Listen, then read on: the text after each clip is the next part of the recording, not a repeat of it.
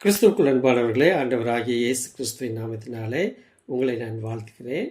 நாம் இன்றைய நாட்களில் லெந்து காலங்கள் அல்லது தபசு நாட்களை நாம் அனுசரித்து கொண்டு வருகிறோம்.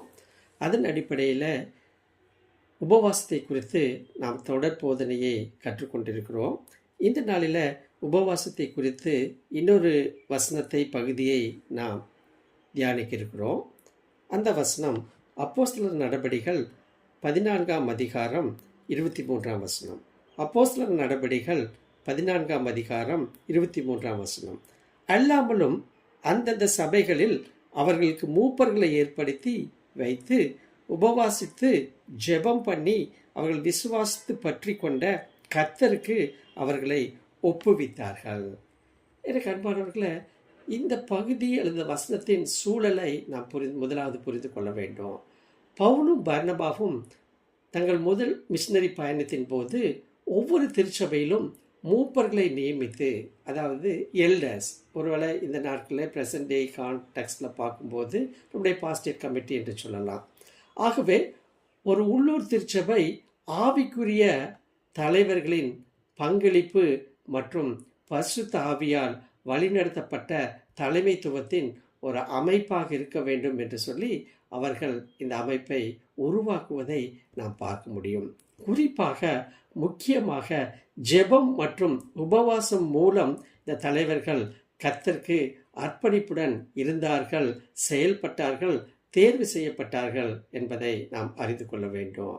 அன்பானவர்களே, துன்புறுத்தல்களின் மத்தியில் புதிய விசுவாசிகளை ஆவிக்குரிய ரீதியில் திடப்படுத்த ஸ்திரப்படுத்தப்பட இந்த நிறுவன கட்டமைப்பு அவர்களுக்கு காண்பிப்பது, எதை காண்பிப்பது என்று சொன்னால், ஆவிக்குரிய முதிர்ச்சிக்கு அவர்கள் ஆதி அப்போஸ்தலர்கள் முன்னுரிமை அளித்தார்கள் என்பதை நாம் தெரிந்து கொள்ள முடியும். இந்த வசனத்தை தியானிப்பதன் மூலமாக மிக முக்கியமான 4 காரியங்களை நாம் கற்றுக்கொண்டிருக்கிறோம்.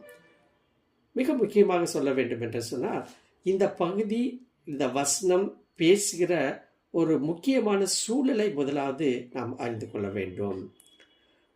அப்போஸ்தலனாகிய பவுல் தன்னுடைய முதலாம் மிஷனரி பயணத்தில் லிஸ்தீரா, இக்கோனியா, அந்தியோகியா ஆகிய இடங்களில் கடுமையான துன்புறுத்தலை சந்தித்த பிறகும் பவுலும் பர்னபாவும் புதிதாக இயேசு கிறிஸ்துவை ஏற்றுக்கொண்ட விசுவாசிகள் விசுவாசத்தில் பலப்பட மட்டுமல்ல, தேவனுடைய ராஜ்யத்தில் நுழைவதற்கு பல உபத்திரவங்களை சகித்து கொள்ள வேண்டும் என்பதை அவர்கள் வலியுறுத்தினது பின்பதாக சொல்கிற வசனம்தான் இன்றைய தியான வசனம்.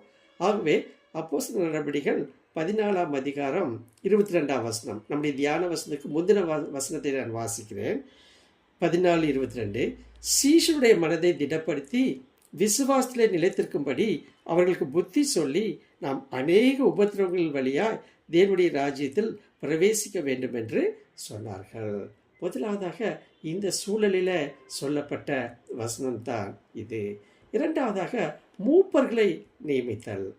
நியமிக்கப்பட்ட மூப்பர்கள் என்கிற வார்த்தை பொது மொழிபெயர்ப்பிலே வருகிறது. இந்த சொற்றொடர் ஒரு தேர்வு செயல்முறையை குறிக்கிறது. இது பெரும்பாலும் ஒரு முறையான பதவியாக விளக்கப்படுகிறதை வேதத்திலே பார்க்க முடியும். இது ஒழுங்கமைக்கப்பட்ட நிலையான திருச்சபை தலைமையை நிறுவுவதில் அவசியமான ஒரு படியை குறிக்கிறது. மூன்றாவதாக ஜெபமும் உபவாசமும். இந்த நியமனம் லகுவாக செய்யப்படவில்லை, மாறாக ஜெபம் மற்றும் உபவாசத்தின் மூலம் செய்யப்பட்டது. இது மனித ஞானத்தை மட்டும் வைத்து தலைவர்களை தேர்ந்தெடுப்பதற்கு பதிலாக அவர்கள் பரிசுத்த ஆவியானவரை சார்ந்திருப்பதை காட்டியது. நான்காவதாக ஒரு இறையியல் முக்கியத்துவத்தை இங்கு பார்க்க முடியும். வழிகாட்டுதல், கற்பித்தல் மற்றும் கள்ள உபதேசங்களுக்கு எதிராக பாதுகாப்பை வழங்க உள்ளூர் தலைமையை நிறுவாமல் திருச்சபை நாட்டுதல் முழுமையடையாது என்பதை அப்போஸ்தலர் 14ஆம் அதிகாரம் 23ஆம் வசனம் நிரூபிக்கிறது. ஆகவே உள்ளூர் சபையில் ஏற்ற தலைவர்கள், எல்டர்ஸ் நியமிக்கப்பட வேண்டும் என்பதில் அவர்கள் மிகவும் குறிப்பாக இருந்தார்கள்.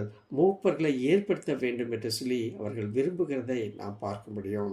தீத்து 1ஆம் அதிகாரம் 5ஆம் வசனத்திலே கூட நீங்கள் வாசித்து பார்க்கலாம். எனக்கு அன்பான தேவனுடைய பிள்ளைகளை, இந்த நாளில் இந்த வசனத்தை தியானிப்பதன் மூலமாக நாம் 2 முக்கியமான காரியங்களை நாம் கற்றுக்கொள்கிறோம்.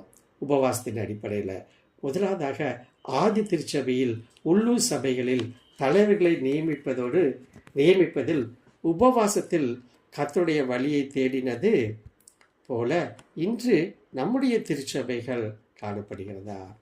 இரண்டாவதாக, நம்முடைய திருச்சபைகளில் உபவாசத்தை வலியுறுத்துவது மற்றும் முக்கியத்துவத்தை பற்றிய தொடர் போதனை உண்டா? ஆராய்ந்து பார்க்க நாம் அழைக்கப்படுகிறோம். ஆமென்.